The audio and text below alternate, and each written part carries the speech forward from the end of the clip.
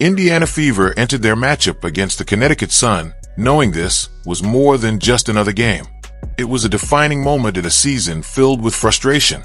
Despite being in the playoff race, the Fever had slipped after back-to-back losses against lower-ranked teams. Their margin for error was gone. As the first half unfolded, it looked like this game would only add another painful chapter to their season. So it was over. The season was done. The Fever offense stalled while Connecticut built their lead higher and higher. The scoreboard showed a harsh truth. Indiana looked finished. The fans watching at home felt the same. The players on the bench carried the weight of every missed shot and every turnover. With 9 games left, the season already felt like it was slipping away in real time. Mitchell missed another shot, and the Sun scored on the break.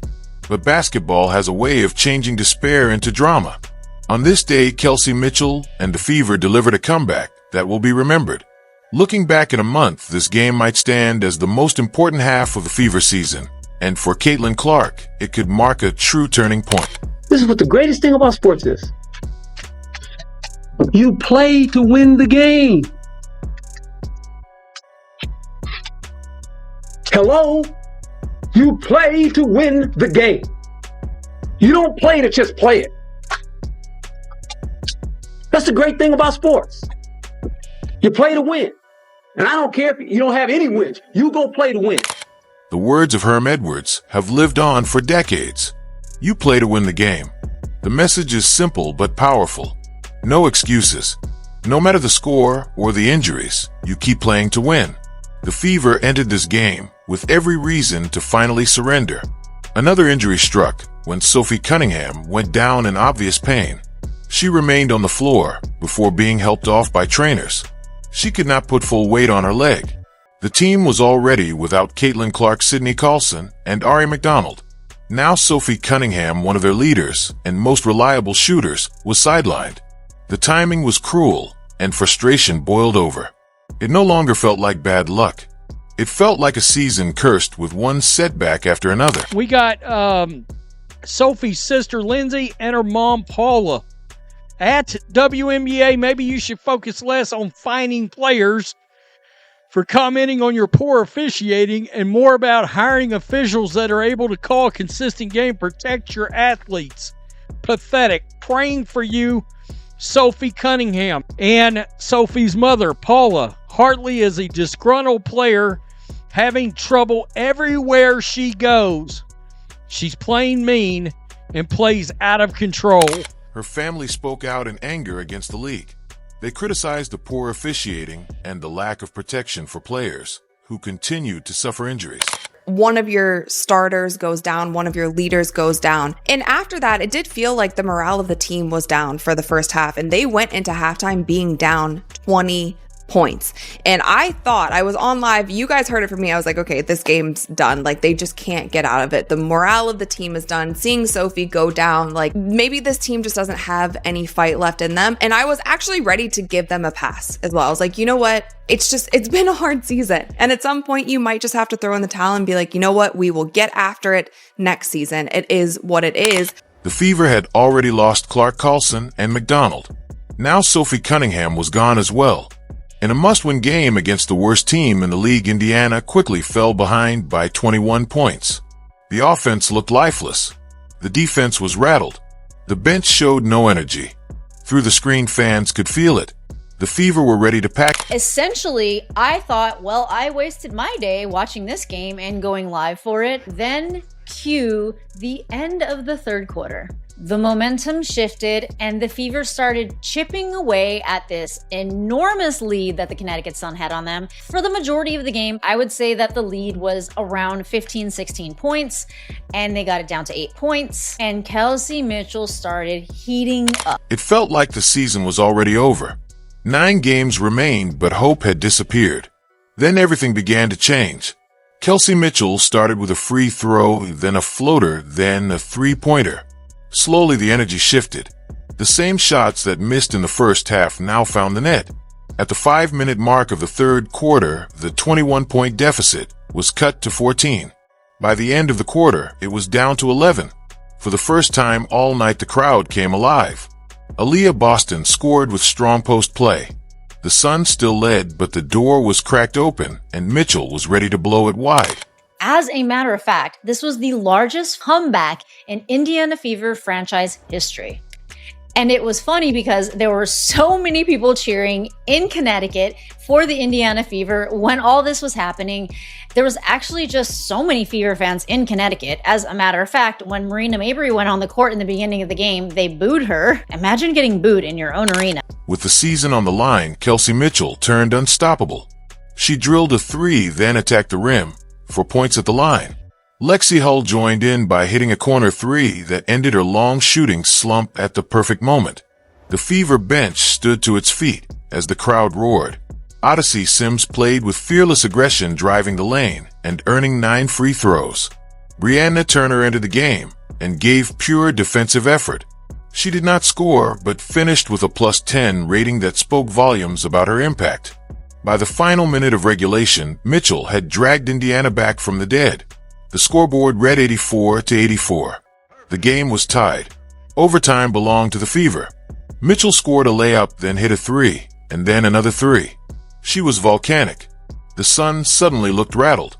Their shots rimmed out, and their passes grew hesitant. Indiana smelled blood. Then came the dagger. Brianna Turner drove to the rim and kicked the ball to the corner. Lexi Hull rose calmly and buried the three. Indiana led for good. The final score was 99-93. The largest comeback in franchise history was complete. Oh yeah, I'm so proud of you guys.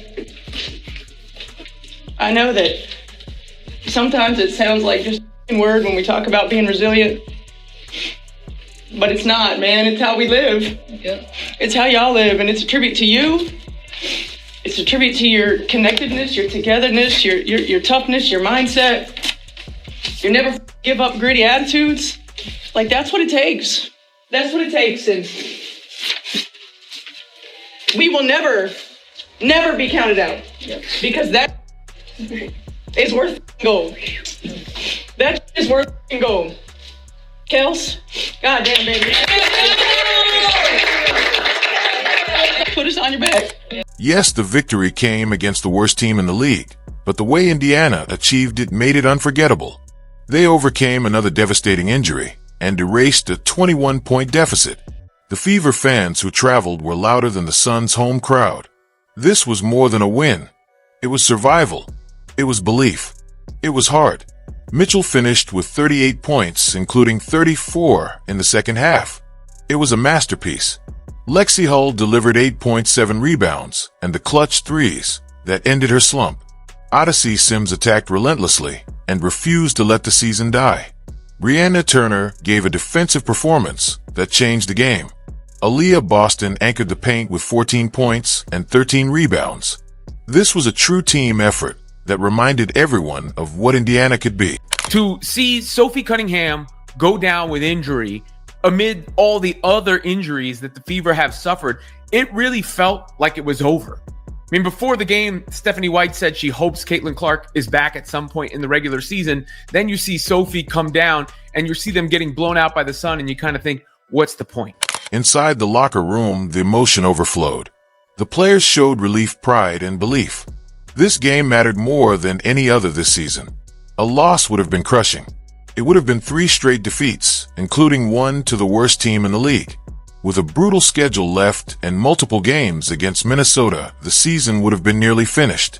Instead, this comeback kept hope alive. Now that I'm watching it, instead of reading what she had to say, I'm still on my theory that I don't believe Caitlin Clark come back. For her to say she's hopeful that she's going to come back, that's the game plan. She didn't seem or look very confident in stating that Caitlin was going to come back. This is a very interesting conversation she's having with reporters today. The Fever would never rush Caitlin Clark back to the court if they were out of playoff contention. No franchise risks its star in meaningless games. Before this matchup, Coach Stephanie White was asked about Clark, and her answer was cautious. She gave fans no reason to feel close to a return. And maybe you guys don't think that today, quote unquote, 1,000,000% for sure saved the Fever season. I think it did.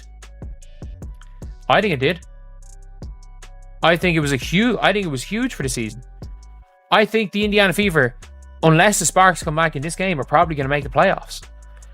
And is there an argument to be made that it's actually better for the Fever to have lost this game and to not make the playoffs? Sure.